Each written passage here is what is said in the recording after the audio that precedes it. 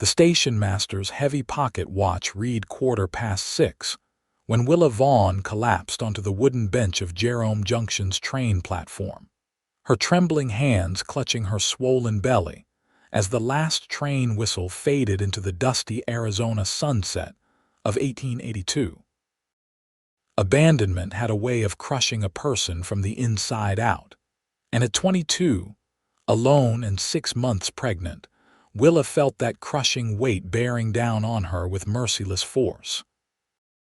The letter in her pocket now crumpled from being read and reread 100 times over contained words that had shattered her world. Cannot support a child. Returning east. Forgive me.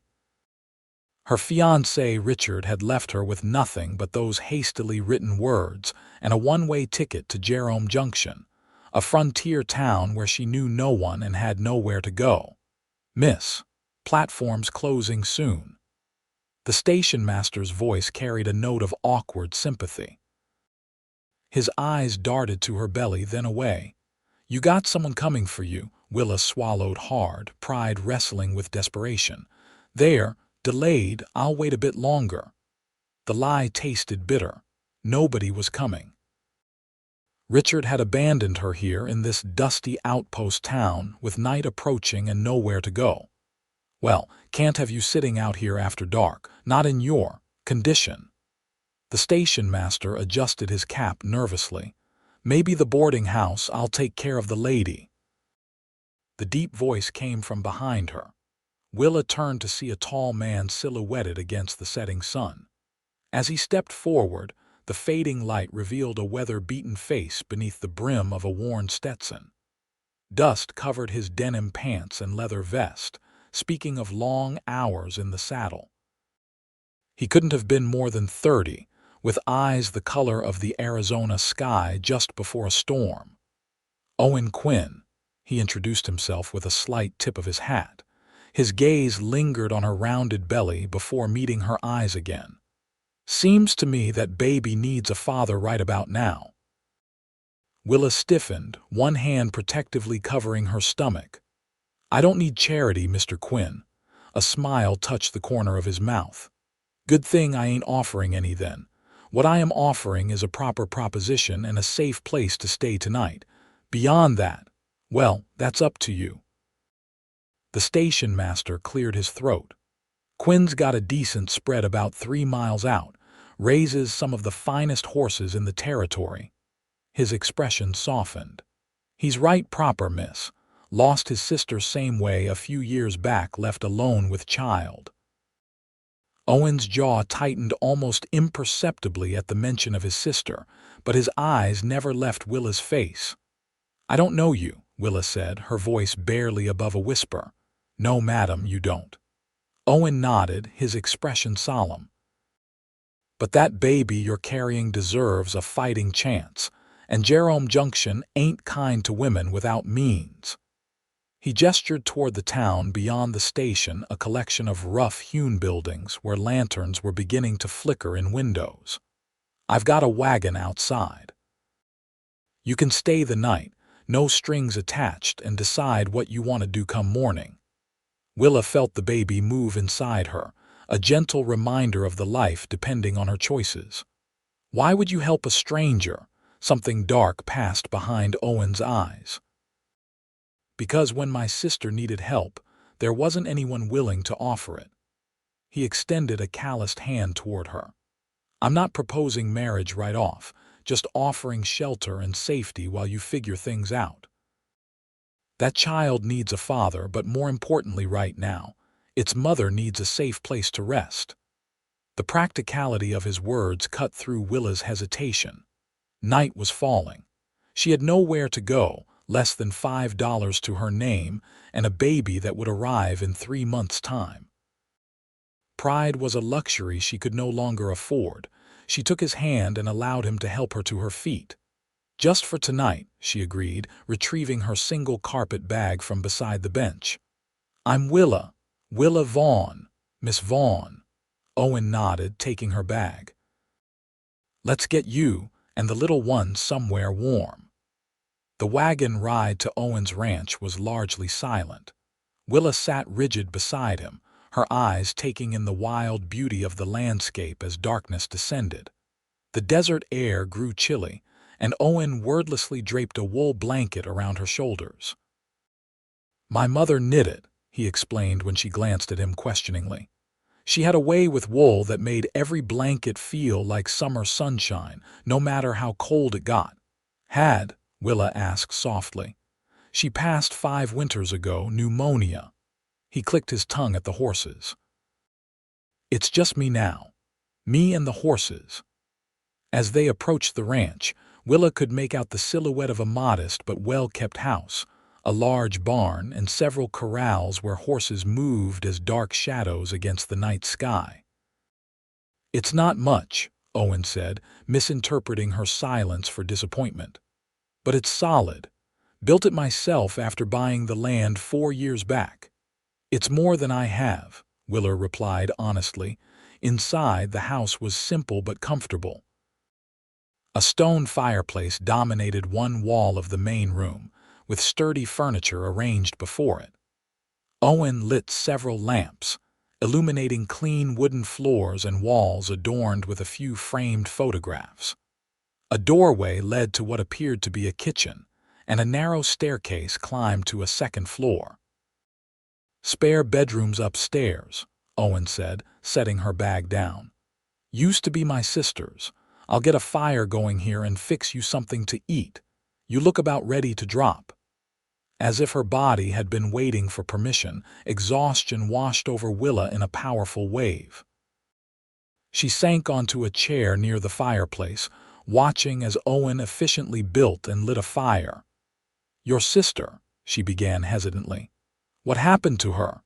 Owen's hands stilled for a moment before resuming their task. Elizabeth was 17 when she fell in love with a cavalry lieutenant passing through on his way to Fort Whipple. By the time she realized she was carrying his child, he was long gone. The fire caught, flames licking at the kindling. Our father threw her out. I was still working cattle drives then, gone for months, by the time I got back and tracked her down. His voice hardened. She died trying to birth the baby alone in a room she could barely afford. Willa closed her eyes, feeling the weight of his loss. "I'm sorry. It was a long time ago." Owen straightened, dusting his hands. "I promised myself I'd never turn away someone in her situation. So here we are." He moved to the kitchen, and Willa heard the clatter of pots and pans.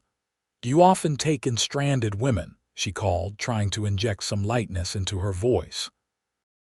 His laugh was brief but genuine. "You're the first, Miss Vaughn. Jerome Junction's not exactly overflowing with abandoned, expectant mothers." While Owen prepared a simple meal of beans, bacon, and cornbread, Willa found herself studying the photographs on the wall. Most showed horses, magnificent animals captured mid-stride or standing proudly beside a younger Owen. One photograph showed a pretty young woman with Owen's same storm blue eyes.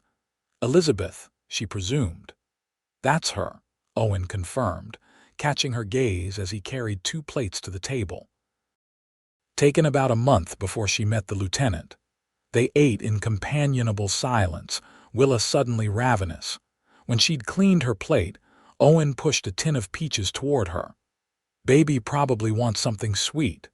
The gesture, small but thoughtful, brought unexpected tears to Willa's eyes.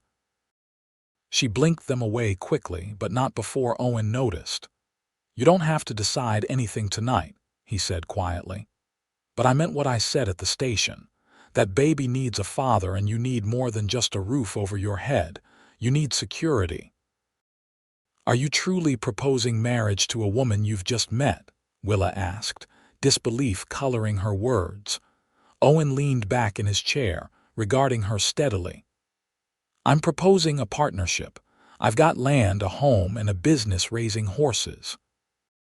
I need help running it all, cooking, keeping accounts, making this place more than just somewhere to sleep between working days. You need somewhere safe to have that baby and raise it proper." He shrugged. "Marriages have been built on less."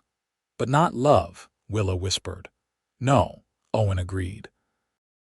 Not love. Not yet, anyway. Something flickered in his eyes. But respect could be a start. And I respect a woman willing to face whatever comes for the sake of her child. After showing her to the upstairs bedroom, a simple room with a narrow bed, dresser, and window overlooking the corrals, Owen bid her good night and retreated downstairs. Willa sat on the edge of the bed, her hands absently stroking her rounded belly as she considered her limited options. She could return to Jerome Junction tomorrow, try to find work and lodging, face the judgment and gossip that would inevitably follow an unmarried pregnant woman. Or she could accept Owen Quinn's startling proposition, a marriage of convenience to a man she'd just met, but one who offered safety and stability for her child. "What would you do?" she whispered to her unborn baby, feeling a flutter of movement in response. Exhaustion eventually won out over her racing thoughts, and Willa fell into a deep, dreamless sleep. Morning arrived with the scent of coffee and the distant sounds of horses. Willa dressed quickly and made her way downstairs to find Owen already returned from early chores, his shirt damp with exertion as he scrambled eggs at the stove. "There's coffee," he said by way of greeting. "Thought you might want a proper breakfast before making any decisions." They ate at the kitchen table, sunlight streaming through the windows. Owen told her about his horse breeding business, how he'd started with just 2 mares, and a stallion purchased with savings from years of cattle drives, building slowly to the respected operation he now ran. "I sell mostly to ranchers, but the Army buys from me too," he explained. "The cavalry remount service knows my horses have good bone and stamina. It's steady money and growing better each year." When breakfast was finished, Owen leaned forward, resting his forearms on the table. "I meant everything I said last night, Miss Vaughn, but I don't want you feeling trapped. If you'd rather go back to town, I'll take you, even help you find proper lodging and work if I can." Willa studied him across the table, this man who'd offered shelter to a stranger based on nothing more than principle and compassion. In the morning light, she could see that his weathered face was handsome in a rugged way, his dark brown hair curling slightly where it met the collar of his shirt. But it was the steadiness in his blue eyes that ultimately swayed her decision. "I accept your proposition, Mr. Quinn," she said quietly. "Not out of desperation, though Lord knows I am desperate, but because I believe you're a good man, and my baby deserves a good father." Relief flickered across Owen's face. "I'll do right by you both," he promised.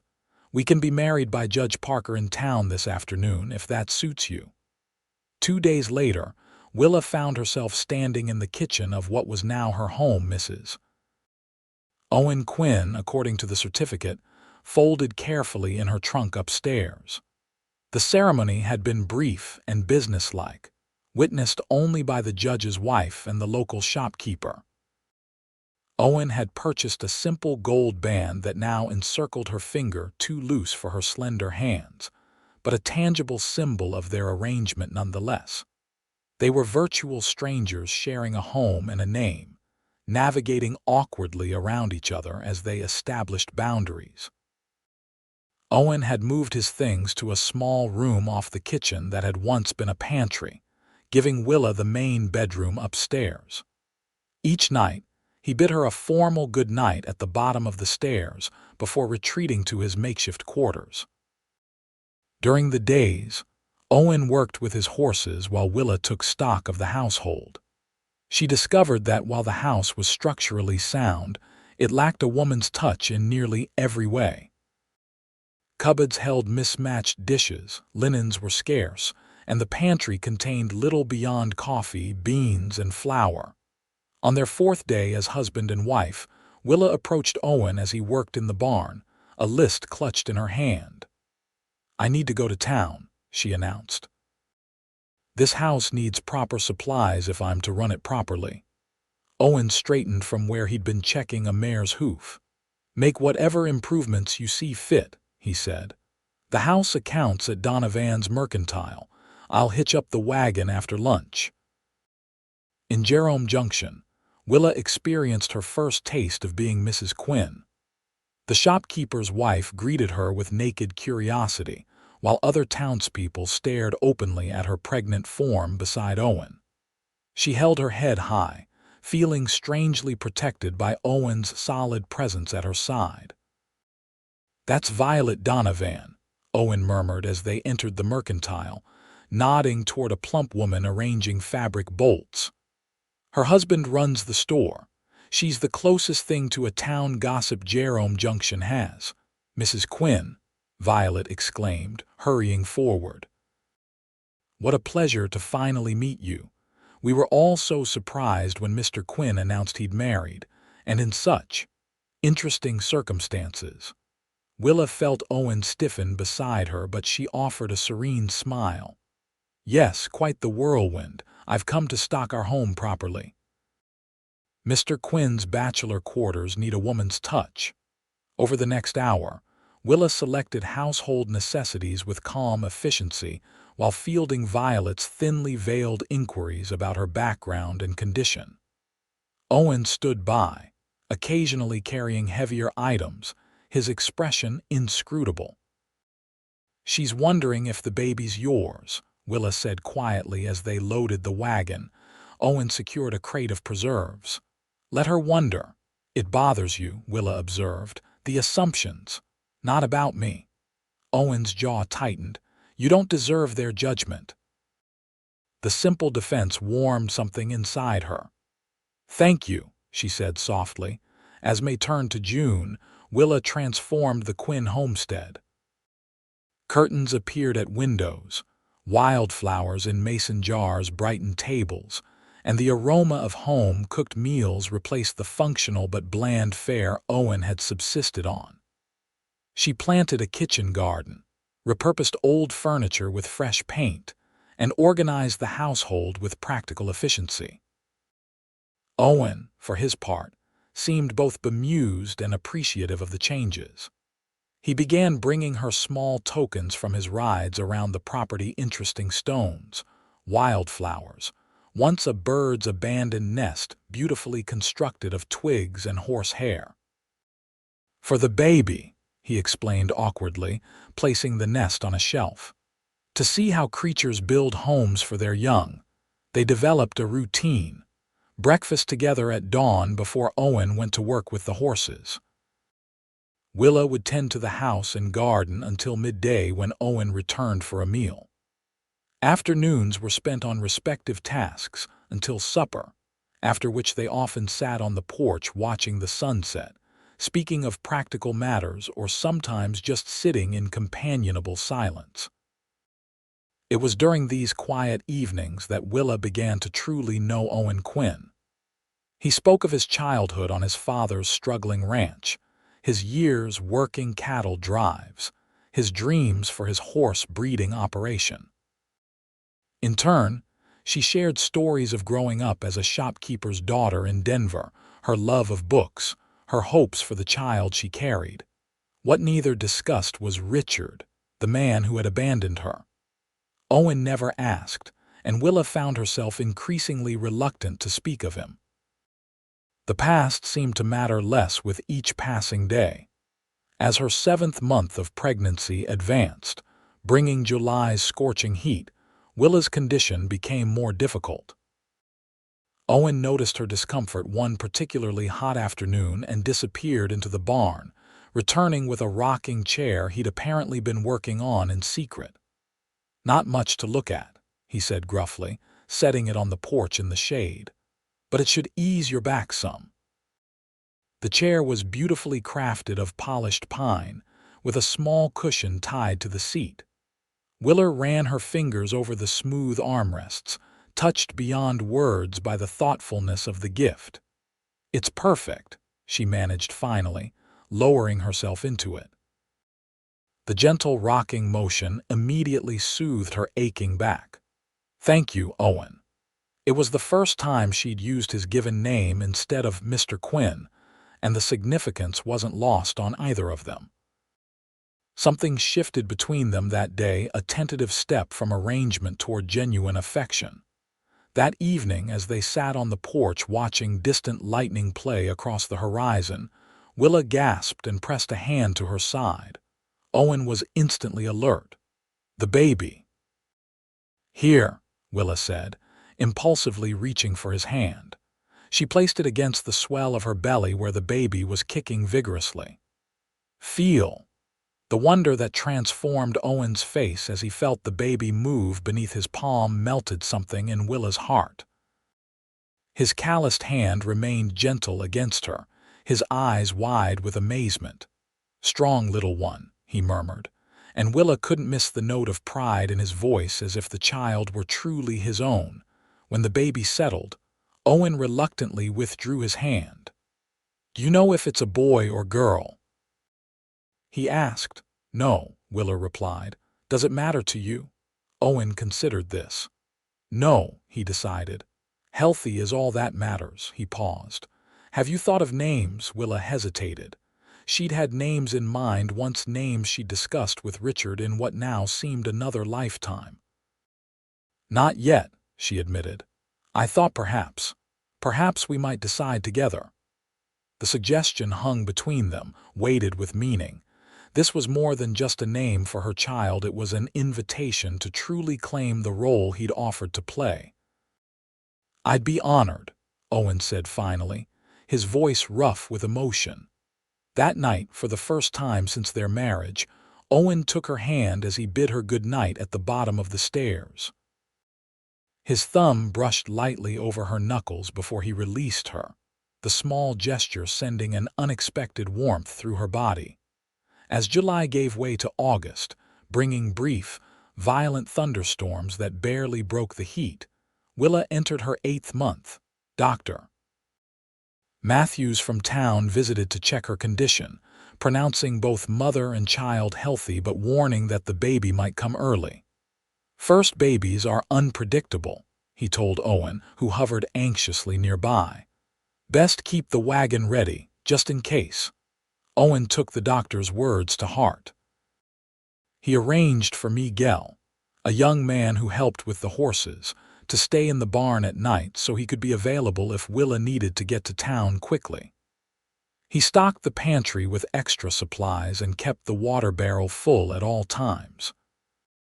His concern was touching, but as the days passed, Willa found herself increasingly aware of him in ways that had nothing to do with practical arrangements. She noticed the way sunlight caught in his hair when he removed his hat, the graceful strength in his hands as he worked with the horses, the rare but transformative effect of his smile. One sweltering afternoon, she brought lemonade to the corral where Owen was working with a spirited young mare. She stood watching as he moved in perfect harmony with the animal, his voice a soothing murmur as he guided the horse through its paces. "You're good with her," Willa observed, handing him the drink. "So patient." Owen drank deeply before answering. "Horses respond to what you're feeling, not what you're saying. You've got to mean your gentleness." He wiped his brow with his sleeve. "My father tried to break horses with force. I break them with trust." "Is that how you approach everything?" Willa asked, suddenly curious. Owen's gaze met hers, steady and thoughtful. "Mostly. Some things can't be rushed. Trust takes time to build, whether you're dealing with horses or people." The understanding that he was also speaking about the careful, gradual building of their relationship, wasn't lost on Willa. That night, a tremendous thunderstorm broke over the ranch. Lightning split the sky with jagged brilliance, and thunder shook the house to its foundations. Unable to sleep, Willa made her way carefully downstairs, intending to make herself some tea. She found Owen already in the kitchen, stoking the stove. He looked up in surprise when she appeared in the doorway, one hand supporting her back, the other cradling her belly. "Storm wake you?" he asked, straightening. "I was making coffee, but I can brew tea instead." "Tea would be nice," Willa said, lowering herself carefully into a chair. "The baby doesn't care for thunder. keeps kicking me something fierce." Owen filled the kettle and set it on the stove before taking the chair opposite her. In the lantern light, with his hair tousled from sleep and his shirt half-buttoned, he looked younger, more vulnerable somehow. "My mother used to say thunderstorms were just the angels rearranging furniture in heaven," he offered with a small smile. "Didn't make them any less frightening, but it gave me something else to think about." Willa laughed softly. "I like that. Better than my father's explanation that it was God bowling." Their shared laughter seemed to shrink the kitchen, bringing them closer in the golden circle of lantern light. When another crash of thunder rattled the windows, Willa flinched instinctively. "Here," Owen said, moving his chair beside hers. "Sometimes just not being alone helps." His shoulder pressed warmly against hers, solid and reassuring. They sat together as the kettle began to sing, neither making a move to separate. "Owen," Willa said softly, "why did you really offer to marry me that day at the station? The full truth." Owen was quiet for a long moment. "When I saw you sitting there, I saw Elizabeth," he admitted finally. "But it was more than that. I saw someone who needed help but still had pride shining in her eyes, someone brave enough to face whatever came next." He looked down at his hands. "And I've been alone a long time, running this place, building something that will outlast me. But what's the point of building a legacy if there's no one to share it with, no one to leave it to?" The honest vulnerability in his words touched Willa deeply. "I was so frightened," she whispered. "Not just of having nowhere to go, but of facing everything alone, having this baby alone, raising it alone." "You're not alone anymore," Owen said, his voice low and certain. With hesitant gentleness, he reached out to touch her cheek, his fingers barely grazing her skin. "Neither of us is alone now." Willa leaned into his touch, her heart racing with something that wasn't fear. Owen's gaze dropped to her lips, a question in his eyes. The kettle's whistle shattered the moment. Owen withdrew his hand and rose to tend to it, the spell broken but not forgotten. They drank their tea amid comfortable conversation as the storm gradually moved east, taking its fury with it.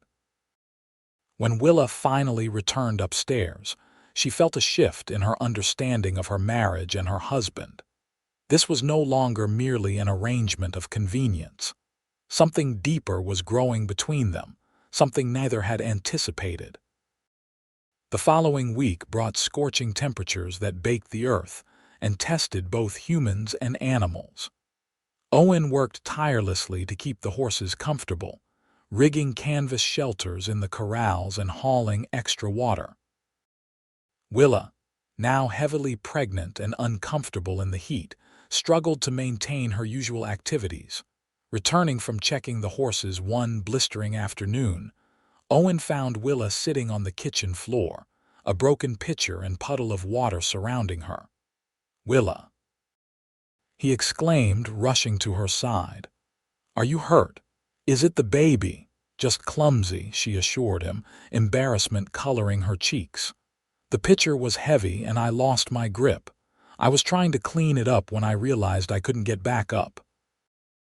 Owen helped her carefully to her feet, his hands strong and sure around her waist. "You should have called for me. That's what husbands are for, especially when their wives are carrying precious cargo." The tenderness in his voice made Willa's throat tighten with emotion. "I'm not used to having someone to call," she admitted. "Well, get used to it," Owen said firmly, leading her to a chair. "From now on, you call me for anything heavier than a teacup, understood?" Willa nodded, touched by his concern. As Owen cleaned up the broken pottery and water, she watched him with newfound appreciation. In the 3 months since their hasty wedding, this man had become more than just her provider and protector. He had become her friend, her confidant, and increasingly, the person whose approval and affection she most desired. That evening, as they sat on the porch seeking relief from the heat still trapped inside the house, Owen surprised her by asking about her plans for the baby's education. "I was thinking," he said hesitantly, "that come spring I might build an addition to the house. A proper nursery and maybe a small study, a place for books and learning." He glanced at her. "You mentioned liking books. Thought maybe you'd want to teach the little one at home, at least until they're old enough for the school in town." The thoughtfulness of his planning months in advance, with consideration for her own interests, brought tears to Willa's eyes. "That would be wonderful," she managed, blinking rapidly. Owen reached across the space between their chairs and took her hand. "I want you both to be happy here, Willa, not just getting by, but truly happy." Willa interlaced her fingers with his. "I am happy, Owen. Happier than I ever expected to be again after." She trailed off, still reluctant to speak of Richard. "After he left you," Owen finished quietly. There was no judgment in his tone, only understanding. "You can talk about him, you know. I won't be upset." Willa took a deep breath. "His name was Richard. He was a surveyor for the railroad. We met in Denver when he came to my father's store for supplies." The memories rose like ghosts, less painful now but still tinged with betrayal. "He was charming, educated, said he loved me, wanted to marry me. When I found out about the baby, he seemed happy at first, made plans for us to start fresh somewhere new." Her voice caught. "But then he got reassignment orders to California, said he'd send for me once he was settled. Instead, he put me on that train with a letter saying he wasn't ready for family responsibilities after all." She looked down at their joined hands. "The ticket only went as far as Jerome Junction. I guess he couldn't even spare the extra money to send me all the way back to Denver." Owen's hand tightened around hers, his jaw clenched in anger. "He's a coward," he said flatly. "A man who abandons his child and the woman carrying it doesn't deserve the name of man." "I thought I loved him," Willa admitted softly. "Now I wonder if I ever really knew him at all." "His loss," Owen said with quiet certainty. "And my gain." The simple declaration hung in the evening air between them. Willa looked up to find Owen watching her, his expression open and unguarded. In his eyes she saw not pity but admiration, not obligation but genuine affection. "Owen," she began, not entirely sure what she wanted to say, but certain that something important balanced on this moment. Before she could continue, a spasm of pain gripped her abdomen. She gasped, clutching at her belly. "Willa." Owen was instantly alert, kneeling beside her chair. "I'm fine," she managed as the pain subsided. "Dr. Matthews said I might feel practice contractions in these last weeks." Owen didn't look convinced. "Let's get you inside, just in case." He helped her to bed, hovering anxiously until she assured him the pain had passed completely. That night, for the first time, he slept in a chair in the hallway outside her room, unwilling to be far from her if she needed him. The practice contractions continued sporadically over the next few days, never developing a pattern but keeping them both on edge. Dr. Matthews, summoned to check on her condition, pronounced it normal pre-labor activity. "First babies often take their time deciding when to arrive," he assured them. "But when this little one makes up its mind, things could move quickly. Send Miguel for me at the first sign of regular pains." August crawled toward September with agonizing slowness. Willa, increasingly uncomfortable and restless, struggled against feelings of uselessness as Owen took over more of the household tasks. He brought her books from town, sat with her during the worst of the heat, and talked endlessly about his plans for improvements to the ranch. "I'm thinking we should build a larger water tank before next summer," he said one evening as they sat in the kitchen, Willa shelling peas while Owen mended a bridle. "Maybe run pipes to bring water right into the house. Imagine not having to pump and carry it anymore." "That sounds like heaven," Willa sighed, shifting uncomfortably in her chair. Almost as wonderful as not feeling like a beached whale, Owen smiled. You're the most beautiful whale I've ever seen. Willa laughed, then winced as a sharp pain seized her lower back. Owen was immediately by her side. Another practice pain? He asked worriedly. Willa nodded, though this one felt different, sharper, more purposeful. Probably nothing, she said, not wanting to alarm him unnecessarily after so many false starts. But an hour later, as she prepared for bed, her water broke in a sudden gush that left no doubt. The baby was coming, a full 3 weeks earlier than expected. "Owen," she called, panic edging her voice. His footsteps pounded up the stairs, and he appeared in the doorway, taking in the situation with one glance. "I'll send Miguel for the doctor," he said, his voice calmer than his eyes. "Can you make it back to bed?" Willa nodded, another contraction building as she clutched the bedpost.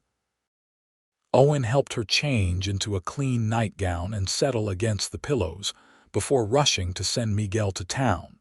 By the time he returned to her side, the contractions were coming regularly, 5 minutes apart and building in intensity. Willa gripped his hand through each wave of pain, drawing strength from his steady presence. "The doctor's coming," Owen assured her, wiping her forehead with a cool cloth. "You're doing wonderfully, Willa, so strong." Hours passed with agonizing slowness. The contractions intensified until Willa could no longer speak through them, only grip Owen's hand with crushing force. Outside, a storm gathered, and the sound of rain lashing against the windows added to the drama of the night. "Where is he?" Owen muttered, peering anxiously out the window into the rain-soaked darkness. "He should have been here by now." As if in answer, they heard pounding on the front door. Owen rushed downstairs, returning moments later with a drenched and breathless Miguel. "Bridge is washed out, patron," the young man gasped. "Doctor cannot cross, he says." Miguel hesitated, glancing uncomfortably at Willa. "What did he say?" Owen demanded. "He says you must deliver the baby. He sends these." Miguel produced a small bag of medical supplies from beneath his poncho. "And instructions." Willa moaned as another contraction seized her. Owen took the bag with steady hands, his expression resolute despite the fear she could see in his eyes. "Thank you, Miguel. Go dry yourself by the kitchen stove, then get some rest. We may need you again before this is over." When they were alone again, Owen knelt beside the bed, taking Willa's hands in his. "I'll get you through this," he promised. "Both of you, I swear it." Willa nodded beyond words as another contraction built. In that moment, despite her pain and fear, she felt complete trust in this man who had become the center of her world. The next hours passed in a blur of pain and determination. Owen followed the doctor's written instructions methodically, his hands surprisingly gentle and sure as he helped Willa position herself, checked her progress, and encouraged her through each contraction. As dawn approached, the moment of birth neared. Willa, exhausted beyond measure, found strength she didn't know she possessed in Owen's unwavering support and steady voice. "One more push, Willa," he urged, positioned to receive the baby. "One more. I can see the head, dark hair just like yours." With a final, tremendous effort, Willa pushed. There was a moment of searing pain, then sudden, blessed relief as the baby slipped into Owen's waiting hands. A moment of terrifying silence, then the most beautiful sound Willa had ever heard, her baby's first indignant cry. "A boy," Owen announced, his voice thick with emotion. "We have a son." Following the doctor's instructions, Owen tied and cut the cord, then wrapped the squalling infant in a clean blanket before placing him on Willa's chest. The little boy's face was red and wrinkled, his dark hair plastered to his head, his tiny fists waving in protest at his abrupt entry into the world. "Hello, little one," Willa whispered, tears streaming down her face as she counted perfect fingers and toes. You're so beautiful." Owen sat beside them on the edge of the bed, his own cheeks wet with unashamed tears. He reached out tentatively to touch the baby's head with a single gentle finger. "He's perfect," he said hoarsely. "Willa, you were amazing."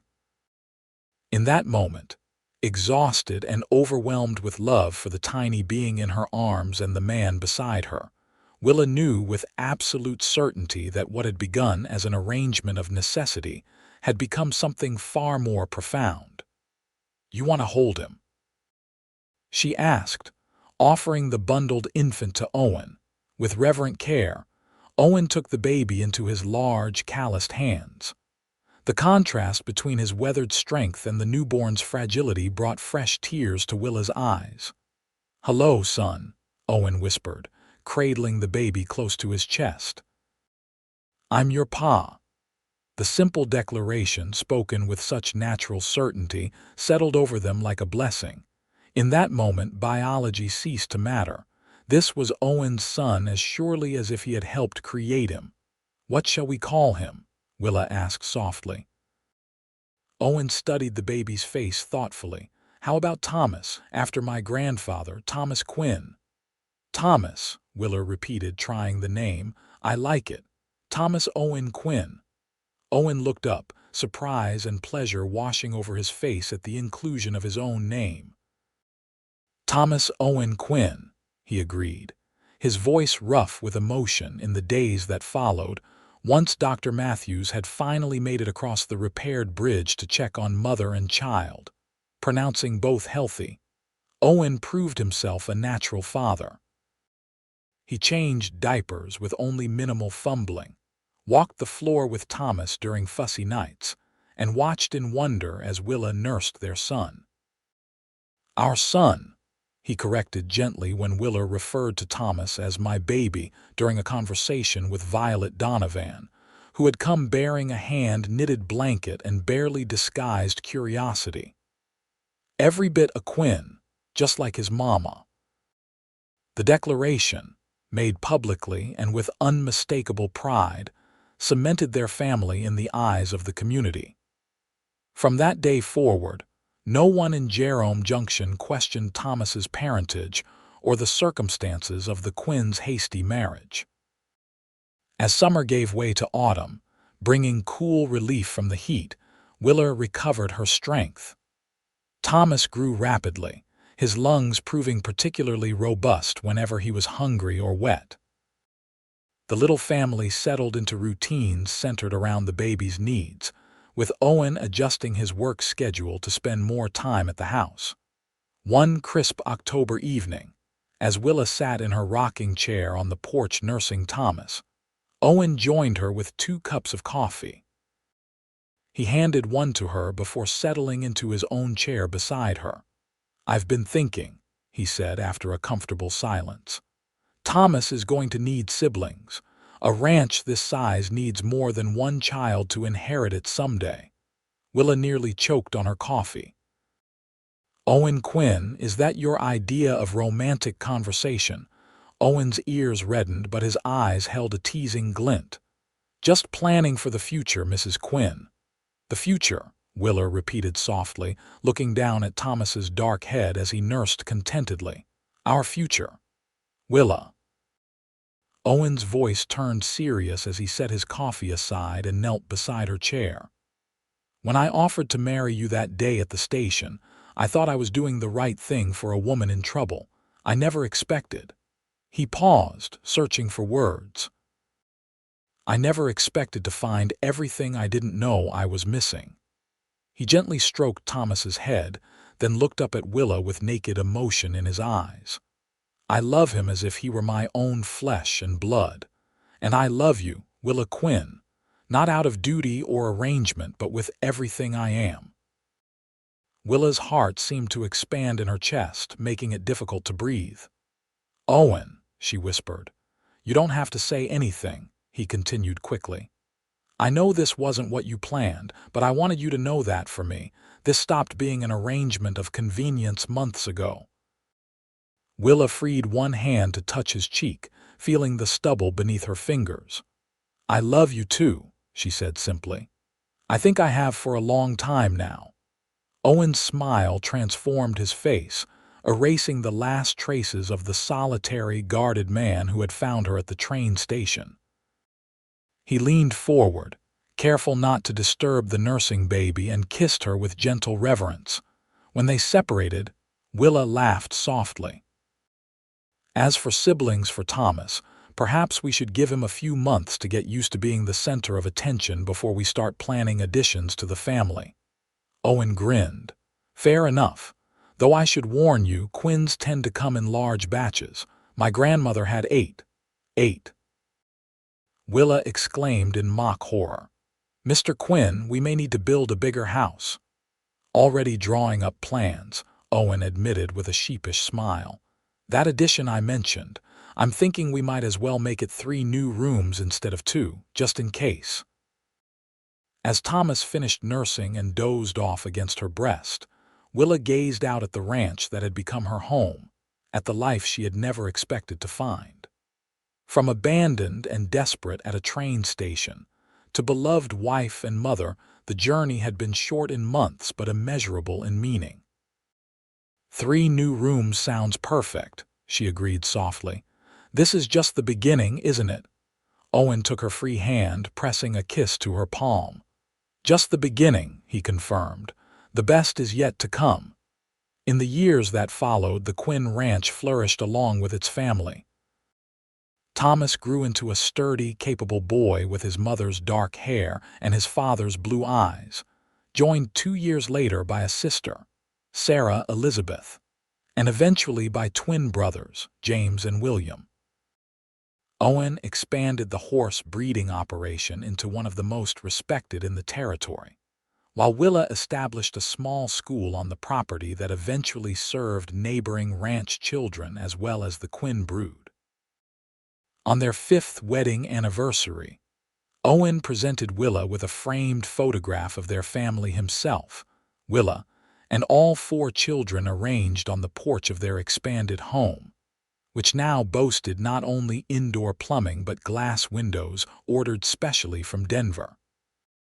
"From abandoned at a station to this," Willa mused, tracing the faces in the photograph.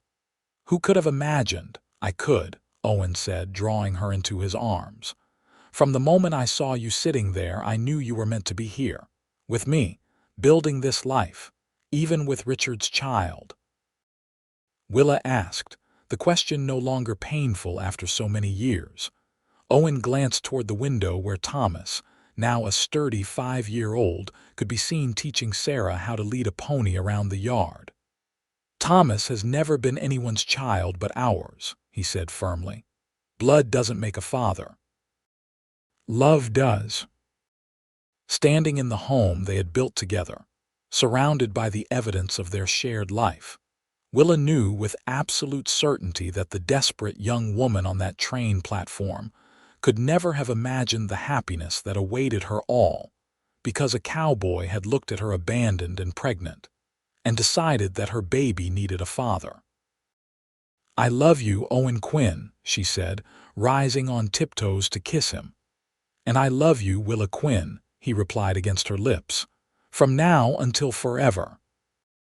Outside, their children's laughter carried on the wind the sweetest music of a life built on compassion, duty, and a love that had grown from the most unexpected beginnings.